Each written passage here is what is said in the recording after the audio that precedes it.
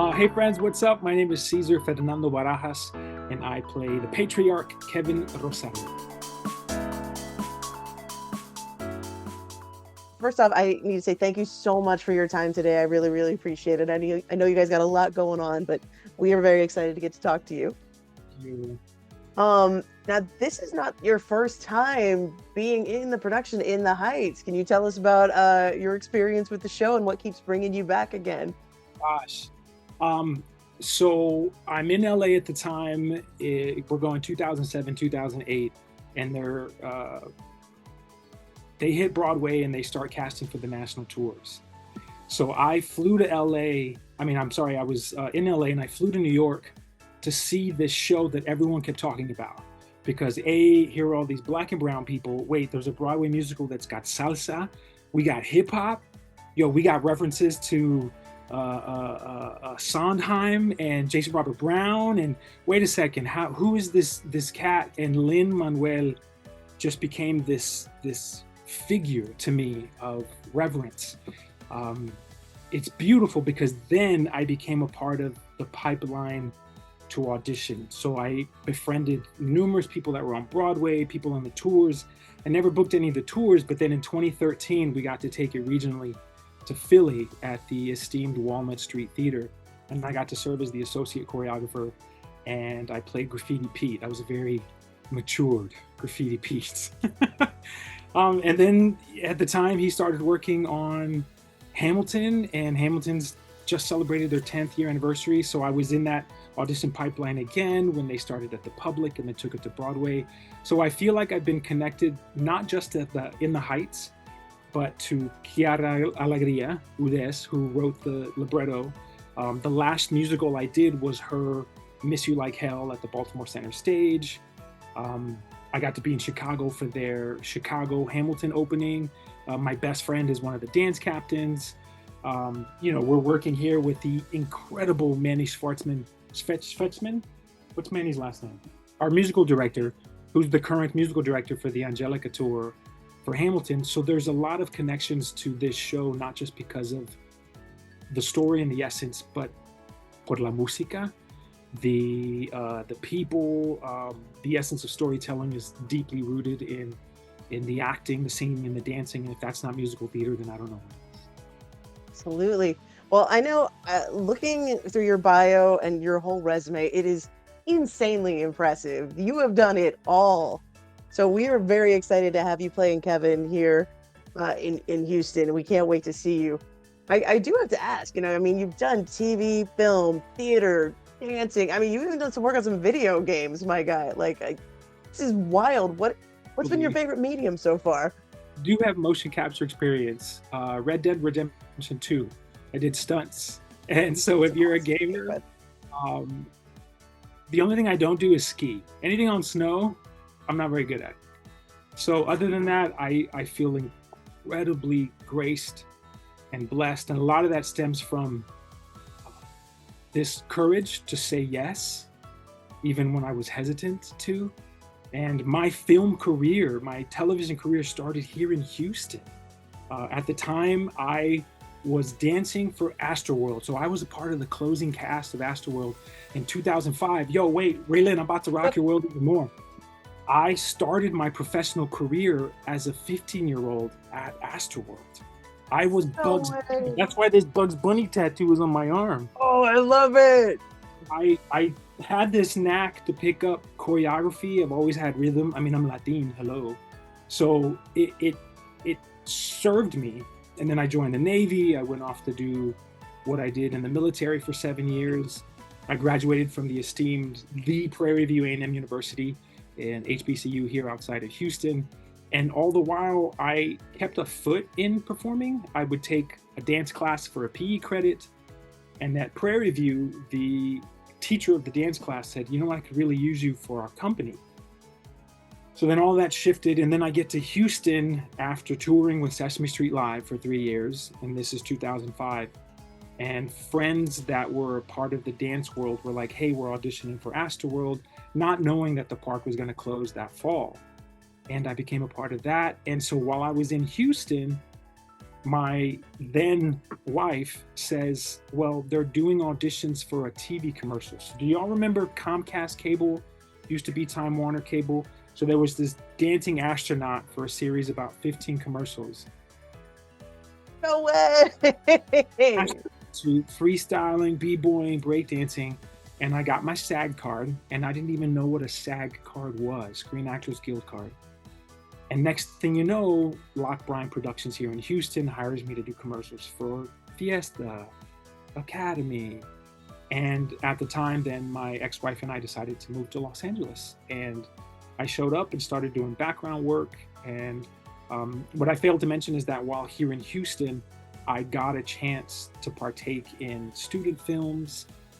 If anyone was like, hey, we're filming and we'd like for you to be in the movie. So I had never had any on-camera experience, and it was terrifying because you leave the stage where really I'm more comfortable in front of 2,500 people than I am one-on-one with either a scene partner or this camera that's right here. And so I had to learn very quickly how to distinguish the two. And then I went on to have these wonderful on-camera teachers. So Heidi Marshall out of New York.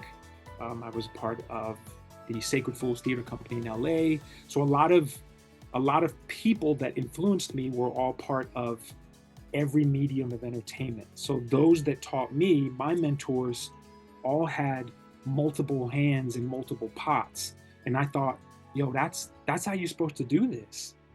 So I just went on to do everything and anything that I could. And when someone said, hey, do you think you can? I'd be like, yeah. And then I'd go to like research things before smartphones. So I didn't have a chance to Google it. I'm like looking up. I'm going to the Dewey Decimal System in the library, and I'm like, Incredible, though. I mean, honestly, that's kind of how you got to be. You got to be up for whatever. yes. And so the idea of being in a position to not conform to what it is that I'm supposed to do, and I'm using air quotes if no one can see me, because for the first 20 years of my career, and I've got 35 years now in the entertainment world and counting, which as I say that, I'm like, oh my gosh. But for the first 20, my mom and dad, so I'm first generation American, son of Mexican immigrants. And up until Heights in 2013 in Philly, moms was like, okay, oye, esto no es un trabajo. ¿Cómo vas a sacar dinero? This isn't a job. How are you going to make money? And it took mom and dad seeing In the Heights in Philadelphia for my mom to say afterwards, I get it. And it's been support since then. I love that. I truly love that. Really just special. And for 20 plus years, my mom's has made homemade enchiladas for every one of my casts, whether we're on a film set or on a theater set. So this Sunday, come through. Sunday, if you're around Raylan, come by Sunday. Watch our designer run through, please. But mom's making 100 enchiladas. Oh my gosh. Bless this woman. That's incredible. She's young. This beautiful Mexican woman. And so that's just yet another connection to In the Heights and why it feels so special to me. And then to be able to come back here, come back home. This is my 6th show at TUTS. I've been on this Hobby Center stage multiple times, and I feel like it's full circle. Oh, I love it. Oh, we are so excited to have you. And honestly, In the Heights is definitely one of my top 5 favorite shows. I love the music. I love the vibes of it. And now, for those of you that have never seen the theater production, it's slightly different from the movie production. And one of the things that I like about it is the relationship with Kevin and his daughter. You kind of get a little bit more of that. What can you tell us about the things that we can see in the theater production that we may miss out on if you've only ever watched the movie? So huge shout out to my guy, John Chu, who directed both the In the Heights movie and the current Wicked movie. So just again, what a beautiful way to invite people into the theater world who maybe never were fans before. So now we've got, going back to like the movie renditions of Chicago and stuff. So yet another way to highlight live theater and support the performing arts. We're in a current crisis in the country where a lot of this funding is being pulled. So whatever you can do please support community theaters, educational programs, music programs. TUTS highlights the river, which allows differently abled, neurodivergent, on the spectrum kids and young adults to come and be. I'm goosebumps talking about this. We have these incredible teenagers here, so I just want to highlight the education behind what we're doing. But the main difference is in the movie. In the movie, Kevin, played by the incomparable Jimmy Smits. I'll tell you my story about meeting Jimmy in just a second. Camila, the wife, has passed on. So it's essentially Jimmy, Kevin Rosario as a single father. Whereas in the stage show, there's this wonderful dynamic between Kevin and his wife, Camila. And there's a push-pull because they both love Nina. There's this, from the core, emotionally centered love for their daughter, of course. However, Kevin is and can be abrasive. He can be a jerk. He doesn't always filter what he says. And a lot of that mirrors what is typically toxic around masculinity, what is typically toxic around the Latin community, when you carry this machismo, this pride, when everything is ego-led, we end up hurting way more people than we anticipate. So there's a beautiful dynamic between Kevin starting the show, being so excited that Nina is here, and no spoilers, then taking this journey where he's pushed to his absolute limit. And then there's redemption. But it takes a minute. It takes a journey. It takes some things happening. But like, when are we ever going to learn the most? It's when we're at our deepest and darkest. And so there's a beautiful, beautiful sentiment behind that. So the main difference is the movie doesn't have Camila present, whereas in the theater show, we then get to see not just the dynamic between Kevin and his daughter Nina, but also Kevin and his wife Camila, who is played by our wonderful Rosarito Rodriguez, who has a PhD and is a theater professor at Texas Southern University. So let's go, education. Man, this cast, Raylan, is stacked. Oh, so if nothing else, just come see live theater and see these incredibly talented, beautiful humans just do their thing. And all of our brains right now are mush. I mean, I feel that. I definitely feel that. Thank you. Now, one of the things that I'm really kind of excited is I love that this musical is happening in Houston. I love that it's happening now because I feel like there couldn't be a more topical time for a production quite like this, with so much political uncertainty going on. And I feel that definitely like reintroducing society to the lives of immigrants and things like that is an important cause. What are your thoughts on that? How much time do we have? Oh man, how much you got? I'll sit down. It's all good. I tell you what, it's a topic that's been brought up from day one. So here we are, current day, like right now, there is this unfair agenda being pushed to systemically remove people. But like legit, like there's no law protecting this. When I say they, I'm just gonna keep this plain and simple. You can't be in America, you can't be in the United States of America and not highlight the immigrant communities that literally helped to build this country. And so what In the Heights does is, for a couple of hours, hopefully introduce folks to the idea that who we are as a people is deeply rooted generationally. I mean, we're descendants legit from kings, queens, warriors, magicians, lovers, priestesses, empresses. Regardless of the community you're in, all of us at some point came from some descendancy. And the problem is right now is you've got certain people, you've got people with power, people with money, who think that it's okay to then remove people.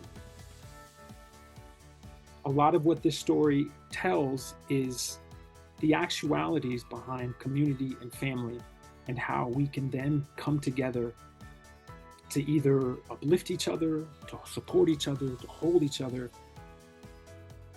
And I think the essence of that is what's missing in our current America. And the division is there not just because it hasn't existed before, but because it's finally coming into a light where everyone is seeing it. And so if you're being silent, you're being complicit. So if you're not speaking out against the racism, if you're not speaking out against and advocating for women to have autonomy over their own bodies, if you're not speaking out against those that do not support the LGBTQIA 2S plus communities, then you're not being a part of the solution. You're continuing to be a part of the problem. Agree more. I truly cannot agree more. As I share that, like my heart's pounding because there's so much more I could say to that. Like I'm a Latino individual. I'm a bald-headed man covered in tattoos, and I can't tell you how many times I've been profiled. So there are these disparities that people just don't understand. And so if you're in a position of entitlement or privilege,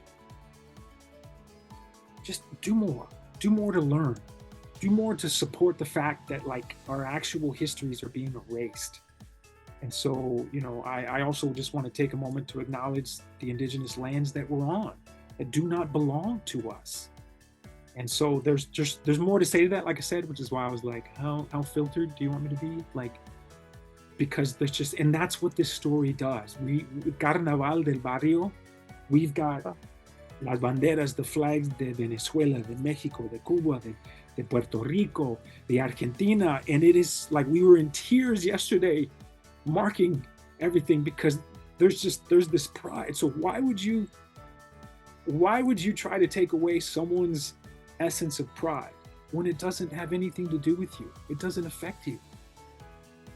Lynn says it best, love is love is love. So, okay, why do you care who I like, who I love, who I'm married to? So, I mean, I see you nodding your head, so I think we're... we're 100% in agreement. No question. Thank you. Yeah, no, honestly, this show is... Honestly, it kind of, as far as Lin-Manuel Miranda productions go, this one, I go back and forth between this one being on the top of my list because this used to be my hype music. Like, I'm not even kidding. I'd be going to work and I'm like, we're going to put on In the Heights. It's going to wake me up. It's going to be getting me excited to go to work today. And none of that has changed, except for my favorite song in the show changes from day to day. So for you today, what is your favorite song in this whole production?